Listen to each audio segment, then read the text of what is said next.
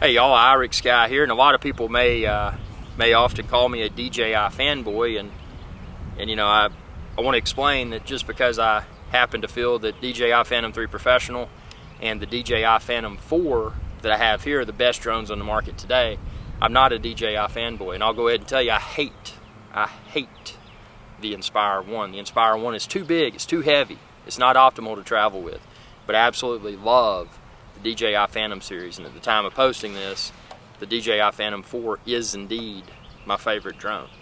But with that being said, Phantom 1 through present, I've flown Phantom 1 through present, which is Phantom 4. You can check out all my videos, DJI Phantom 1.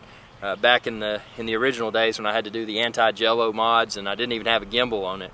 I mean, that was like, am I gonna like drones? I better try this out. And then I realized that, well, I'm spending this money to do the anti-jello mods and just putting all this money into this. Why don't I just get a Phantom 2 Vision Plus? So I did that, and then I got the Phantom 2 and did my own gimbal config because I wanted to have the 4K video. The Phantom 2 that I had was my first drone with a 4K camera, and then after that, obviously, the DJI Phantom 3 Professional, and now the DJI Phantom 4.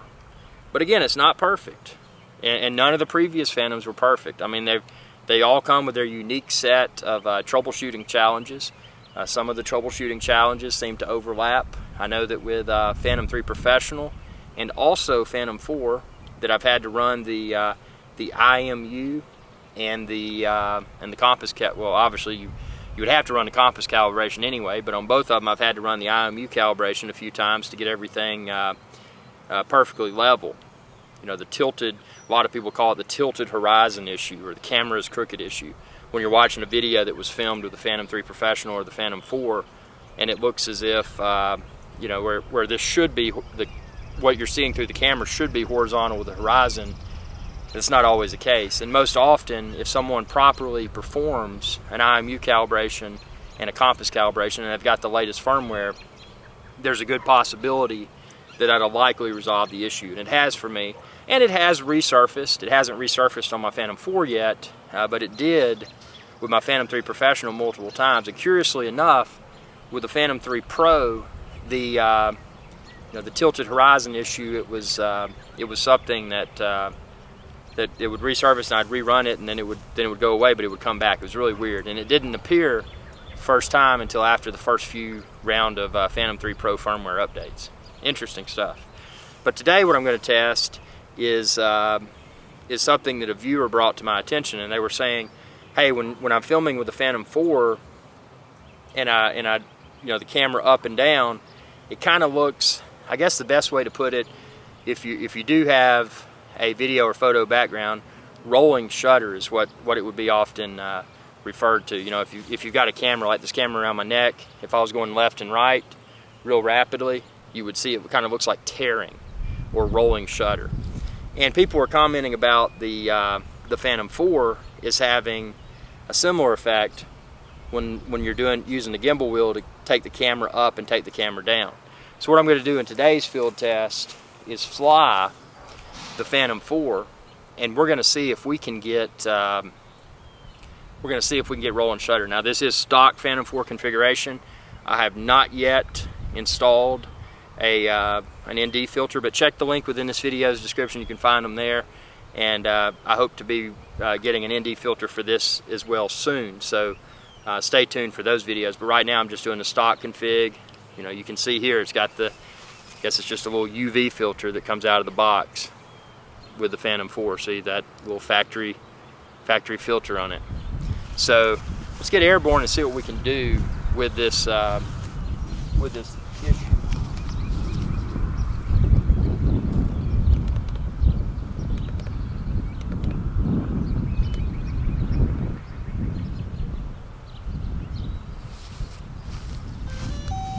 Now, I cautiously call it an issue because if you watch enough of my videos, you probably know that I look at any sort of troubleshooting problem. I look at what people may deem a problem as a troubleshooting challenge for me. I look at it as a form of entertainment because we're still in the infancy of UAV technologies. I mean, these things are great, they can do amazing things, But as I've said over and over, in comparison to other industries, if you look at cell phones, for example, we're still in the bag cell phone days of UAV technologies.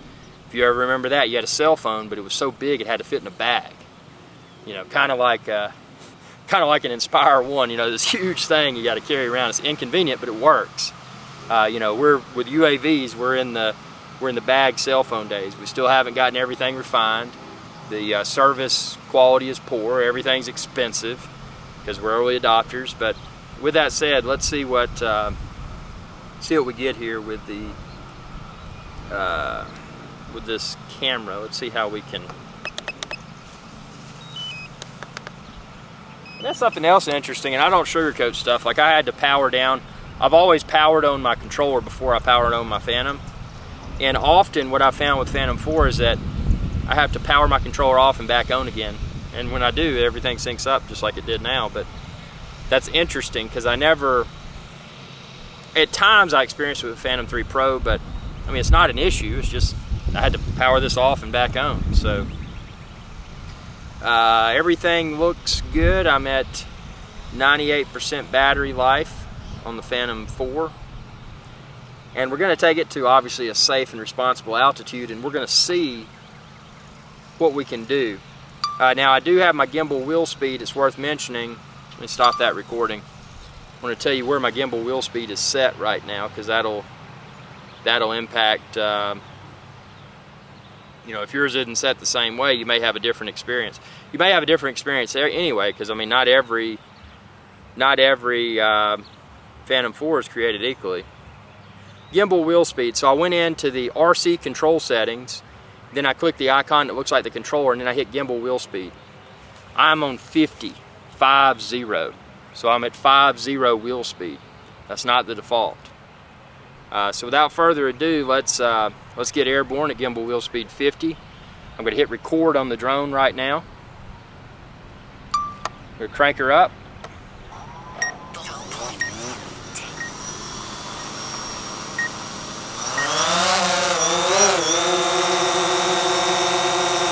Look at my viewfinder. Yeah, you can see it on there. Also testing a new camera lens today. What do you think the video quality's like? I'm talking about the camera with my face on video segment. So let's switch over to the Phantom 4 camera now.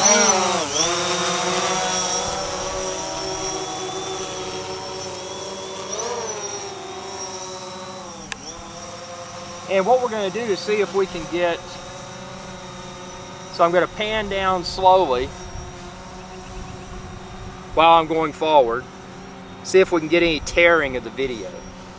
The effect that that multiple fans have mentioned. So now it's facing completely down. You can even see the shadow of the ground. You can see the shadow of the Phantom on the ground because the camera's facing completely down. Now, without going forwards or backwards, we're just at a controlled hover right now. I'm going to go up with my gimbal wheel, which is obviously on the top left of the controller. Again, I'm at gimbal wheel speed of 50. I'm going to go up slowly. Something interesting about the gimbal wheel on the Phantom 4 controller is that I'm barely pressing it now to go a really slow camera up. So I'm going to keep this speed for this test, and then I'm going to do a more rapid one. But before I do, while we're at a controlled hover, I'm going to do the same speed down to see what it looks like. Obviously on my iPod Touch right now I can see this in real time, but okay, now we're going to go down at the same slow speed. So that was all the way up, now we're going to go all the way down. And obviously I can see this on the iPod Touch that I'm using right now, but again, you don't really see full detail until you've downloaded it to your computer, and not only downloaded it, but after you've exported it, in my case out of Final Cut Pro 10, can you really see the true camera quality. Okay, so that's all the way down right about there. So now we're going to do a wrap it up. So I'm going to push this thing as far as it'll go, the gimbal wheel, all the way to the top. So that's wrap it up. Again, wrap it up using the gimbal wheel speed of 50 that I have. So that's all the way up. Now we're gonna do rapid down, all the way down. And let's see if we see any tearing. Okay, so that, again, that was at a controlled hover. Now let's go backwards. And while going backwards, the camera's gonna go up at the fast speed. I gotta take it over here because I was about to run into a tree. Okay, so we're gonna go forward. Let me back up first. Okay, so we're gonna go forward at a high rate of speed. And while we're going forward, I'm doing the camera all the way down at the fastest speed possible. Okay, so it's all the way down. Now, let's take it out a little bit. And we're gonna go in reverse. So the camera is facing forward, but I'm flying in the opposite direction. So reverse at full speed. I'm gonna bring the camera up at maximum speed. Again, using gimbal wheel speed of 50. So I don't know if we noticed any tearing there or not. Or whatever you want to call this visual effect. Rolling shutter, whatever. Now let's do a little bit of, let's focus on me here. Let's just look at some normal quality. Do left and right. Not adjusting the gimbal wheel camera right now. Do some left and right. Now let's kind of come close to me and then we'll shoot out like we're going out over something impressive to look at.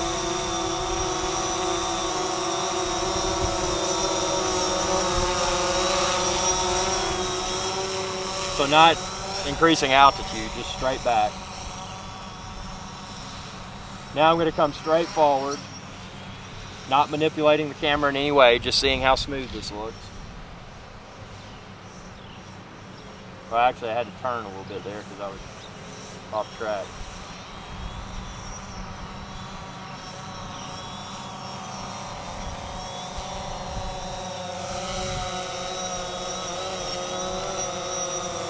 Obstacle avoidance ought to start going off here in a second because I'm going to get close.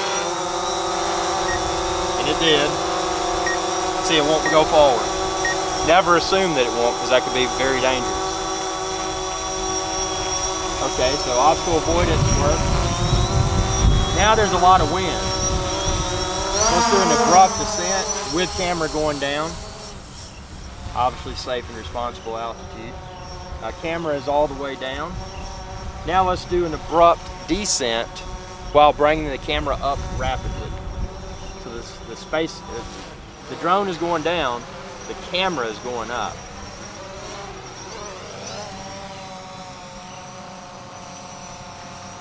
Okay, so that was that test. Now let's get some low altitude flying here, right over the grass at a low speed, low and slow, but I'm going to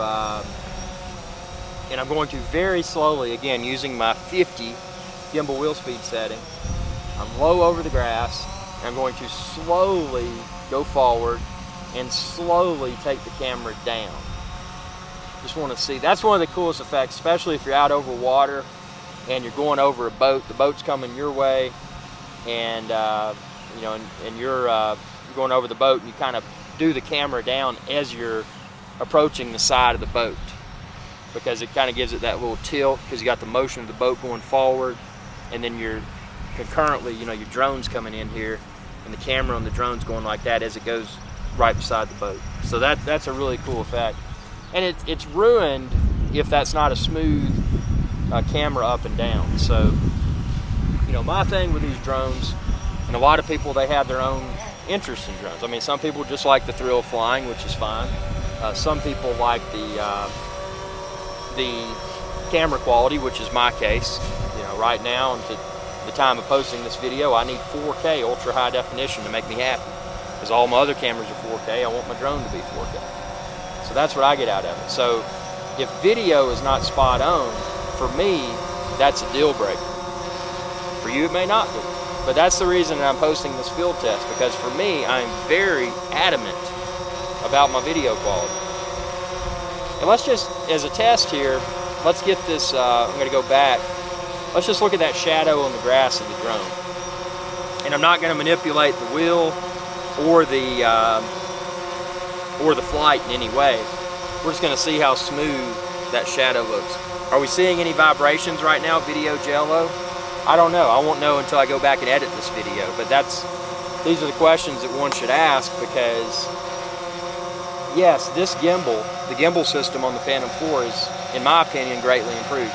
It's the biggest gimbal leap that I've seen with a Phantom to date. It's just really, you know, most of it's internalized, and even though the camera quality seems to be marginally better, if that, than the Phantom 3 Pro 4K camera, the stability of it seems to be a lot smoother, and I attribute that to the quality of the gimbal.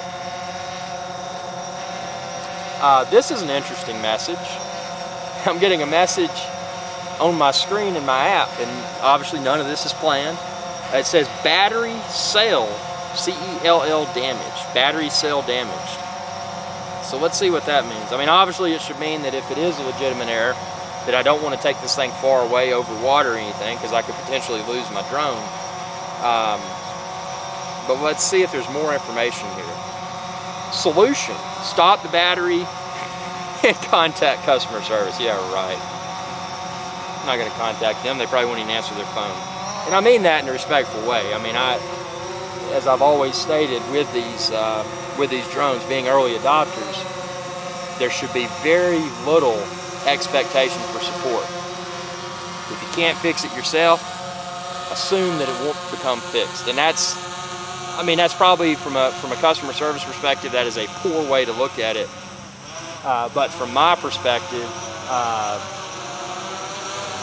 you know, I wouldn't be involved with this hobby if it wasn't for my ability to repair troubleshooting challenges that occur myself. So that's a lot of camera work. I'm at 61% battery remaining, and I'm slightly concerned about this error that's throwing. Let's see if it's a legitimate error. It's landed on the case here, and then we're going to turn it off and power everything back up and see if that error still exists. I've not stored this Phantom 4 in a hot environment. I have properly charged the battery with my original DJI Phantom 4 battery charger. I see no reason why this battery should be producing this error.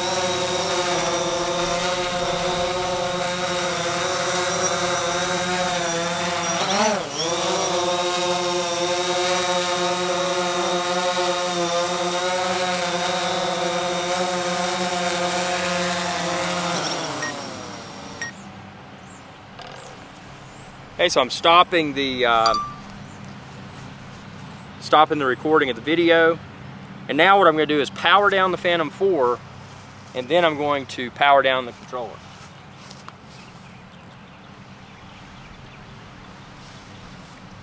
If you notice, I didn't react to in a concerned fashion at all. That's because I'm accustomed to seeing these sorts of things. I've seen a lot of, and again, none of this is staged. When I go out in the field, whatever happens, happens, and I didn't expect that.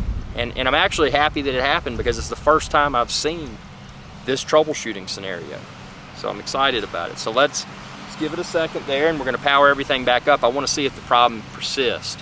My expectation is that what will likely happen is that I will likely see everything is 100% okay. If you've been around the Phantoms for a while, you've probably seen the errors that are often thrown within the app that sometimes are not valid errors. Gonna power it back on here. But with that said, a smart drone pilot always assumes the worst case scenario, because even though something is notorious for crying wolf historically, doesn't mean that this may not be a valid error. So I mean, I may have an issue here that I've got to further diagnose away from the field. But let's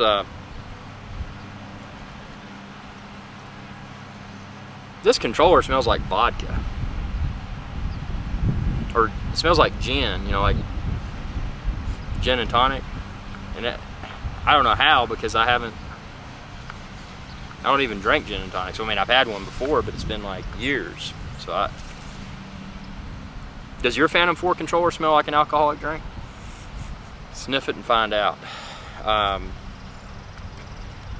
So again, as I had mentioned previously within this video, it looks like I'm gonna have to power my controller down and back up again before I can see the app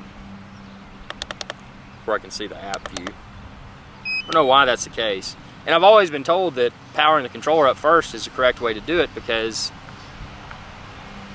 if you didn't have your controller on, you powered your drone up, if something malfunctioned, potentially that drone could fly away by itself. So, yeah, this is not good. Battery cell damaged. Now, so when I click on it, it says, the red thing at the top says battery cell damaged, but then when I click on it, it says battery cell is broken. So we may be dealing with a legitimate issue here, but I'm not going to panic.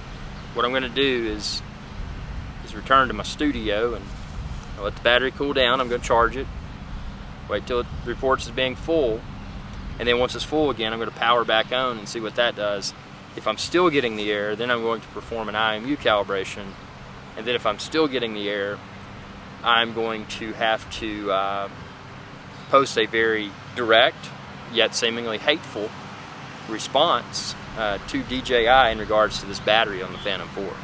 So stay tuned, I'll let you know how it pans out, and check out the next video I'm about to post. I'm filming this video, this is just a little side note, I'm filming this with the A7R II with a 55mm lens. If you want to know which lens I'm using, just shoot me a message and I'll send you the links to the specific camera and the lens and the mic.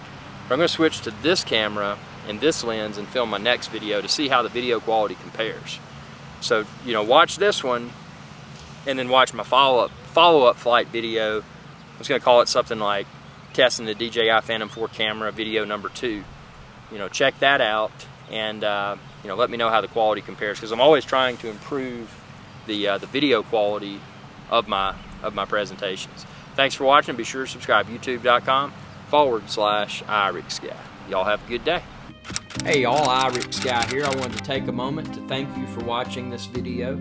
If you enjoyed this video, please subscribe to my channel. I'm an independent channel, and it's viewers like you that help me to continue to grow. I appreciate your viewership, and y'all have a good day.